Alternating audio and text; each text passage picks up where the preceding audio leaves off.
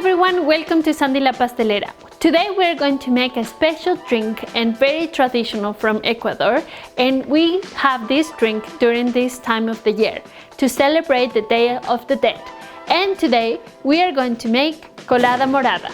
To make this recipe you will need the following ingredients: 1 liter of water, the skin of 1 pineapple and its core, 200 grams of brown sugar, 90 grams of corn flour, 500 milliliters of water, 575 grams of mixed berries, a handful of lemongrass, lemon leaves, and a peel of 1 orange, 250 grams of pineapple puree, plums, nectarines, peaches, strawberries, and pears. For the process of the Colada Morada, we are going to start adding into a pot the mixed berries and the water.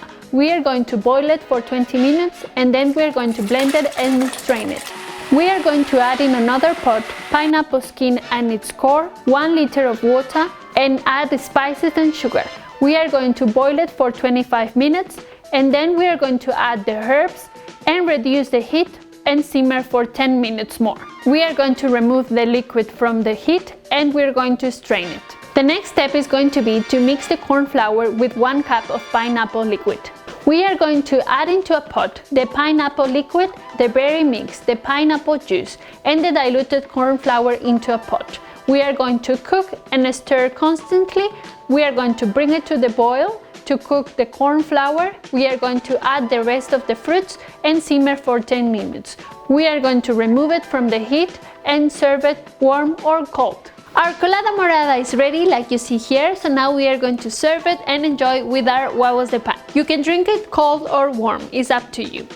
It's traditionally consumed on the 2nd of November for the Day of the Dead, El Día de los Muertos, but it's so popular that people consume it in the month of October and November.